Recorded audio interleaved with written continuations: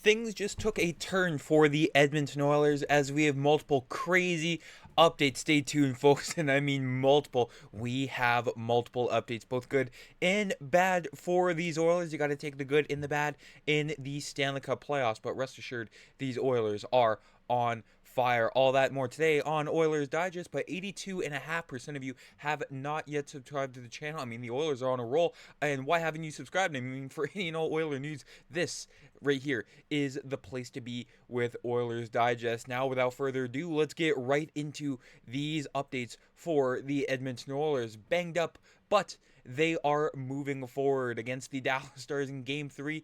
The Oilers took quite the tumble throughout the game there, whether it was, a guy like Trent Frederick, Ryan Nugent-Hopkins, Connor Brown, everyone took their beating yesterday, but the Oilers just keep moving forward. There you can see Leon Bouchard cross-checking Trent Frederick into the net there, no call. Ryan Nugent-Hopkins crashed into the boards, no call, but good thing they are fine from Jason Gregor here with the quote from Ryan Nugent-Hopkins. I lost my breath for a bit, but I was fine. That is exactly what you want to hear from Ryan Nugent-Hopkins. I mean, the guy is on an absolute heater. One of the big leaders for these Oilers ever since he came onto the scene in 2011 with the Oilers as a rookie. He's been, an Oiler at heart there. And a good thing, Frederick and Ryan Nugent-Hopkins are both skating, and according to Jason Gregor, they are both fine. So the Oilers dodging two major bullets there with, potentially, losing Frederick and Nugent-Hopkins, but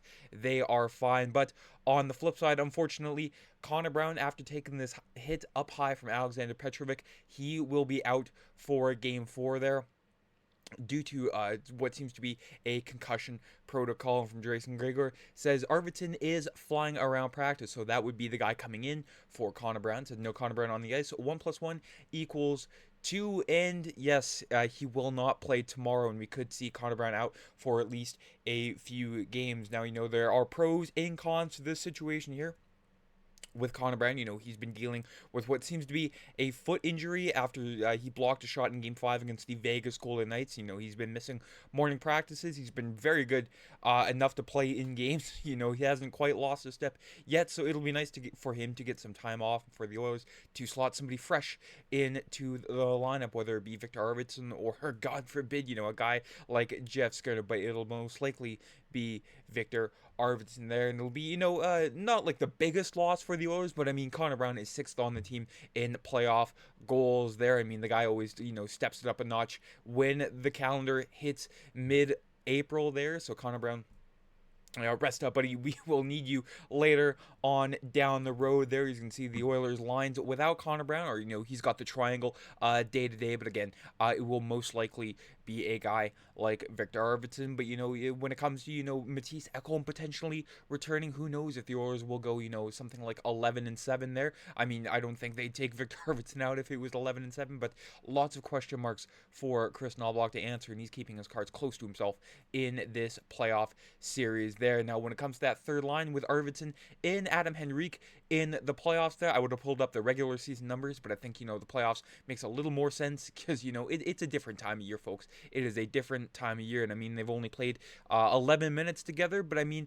they've outshot the opposition 5-1, out-chancing the opposition, so I mean, it's a very small sample size, but if you throw a guy like, Evander Kane on that left side, there could be damage done, or potentially done on that line there with, Henrique and Arvidsson, both fiery players, and then Evander Kane would be the goal scorer on that line. I'm not saying Victor Arvidsson wouldn't be the goal scorer on that line, but I mean, we've yet to see, the dangerous Victor Arvidsson that we saw when he played with the LA Kings and he terrorized the Edmonton Oilers alongside, Adrian Kempe and Kevin Fiala. So hopefully that Victor Arvidsson shows up in the Stanley Cup playoffs. But rest assured, no pun intended, Evan Bouchard, Jake Walman, and Stuart Skinner are also not on the ice, but just rest days for them. I mean, we've gotten into this part of the Stanley Cup playoffs where, you don't have to be on the ice every single day. You got to take your rest when you absolutely Ken there. And then Cal Pickard, some big news on the goalie front there from Daniel Nugent-Bowman of The Athletic. Calvin Pickard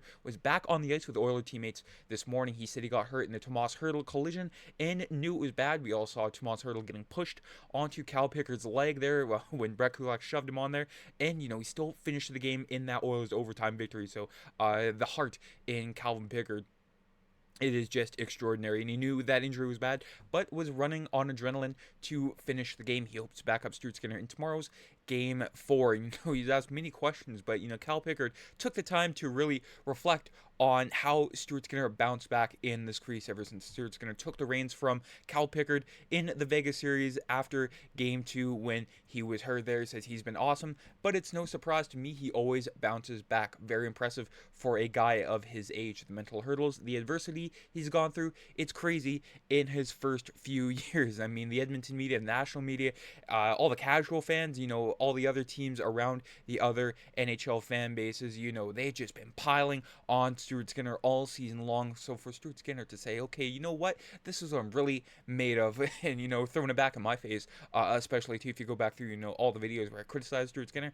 I look like an idiot now. I mean, I've always looked like an idiot, but even more so when he just proved me and pretty much everybody else wrong. I mean, that is my goalie. When times get tough, all you got to do is stand behind your goalie, and you never know what is going to happen. As he finally gets his playoff save percentage of this year back up above a 900 there in a stretch of extremely good hockey there played by Stuart Skinner. I mean, Game 1, bit of an outlier, but I mean, 3 shutouts and a 971, which I thought was his best game or best win so far of the Stanley Cup playoffs, which is, amazing to say considering, the other 3 wins have all been shutouts. But that second period barrage by the Dallas Stars and Stuart Skinner saying absolutely not, kept the Oilers in it on the way to a 6-1 victory. It kind of sounds strange saying that, Stuart Skinner stole a game and a 6-1 win, but that is exactly what he did. Kept the Oilers in it for, them to have that barrage in the third period and putting the Dallas Stars to bed, or for last night at least, or yesterday afternoon. It was an afternoon game. Aren't those weird? But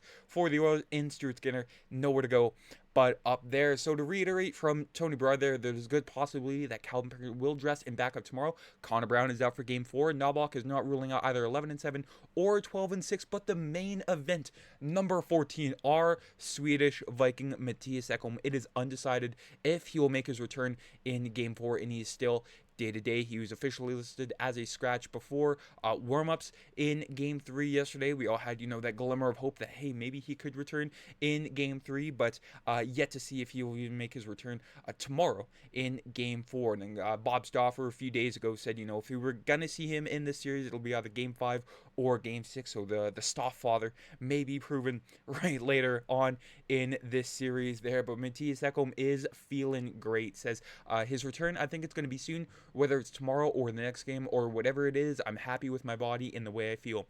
Really excited about where the team's at and how they're playing. And I mean, the Oilers, without Mattias Ekholm, everybody was counting them out even before the LA series. So for them to get past the LA Kings and the Vegas Golden Knights and up 2-1 on the Dallas Stars, one of the best, one of the deepest teams in all of the National Hockey League, this is just a testament to how deep this Oiler team can be there, as their next test will be tomorrow at Rogers Place, Tuesday, May 27th. Stars, Oilers, 7 o'clock Central, 6 o'clock Mountain there. And I mean, this team super deep. I mean, you look on the back end with expected goal percentage, all 3 pairings are taking all 3 of the top spots there with Nurse and Stetcher, which is surprising at the top of this one. But I mean, when you put Nurse next to a guy that can stabilize him, whether it be a guy like Troy Stetcher, or if you want to go way back, a guy like Ethan Bear. Nurse has always played his best hockey next to a bit of a smaller defenseman that can move the puck very well there. And then Brett Kulak and Evan Bouchard, who's making his case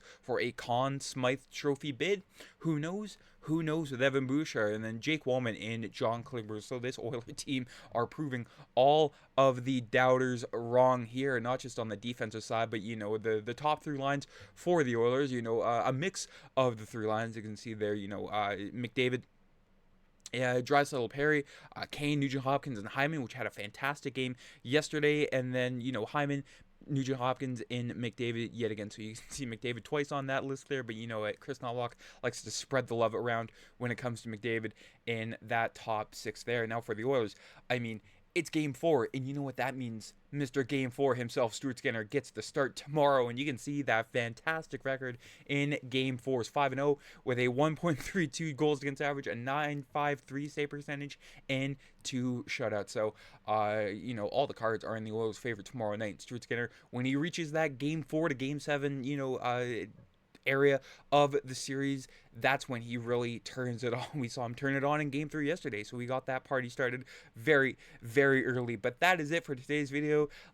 Thanks for watching. Thanks so much for watching and supporting the channel throughout another historic Oiler playoff run. If you haven't already, make sure you subscribe here to the channel, and let me know down in the comments what you would do with this lineup when Ekholm comes back. Would you run 11-7, sort of ease him back into it? Would you run 12-6 and just hope for the best with Mattias Ekholm and sort of trust that he's 100%?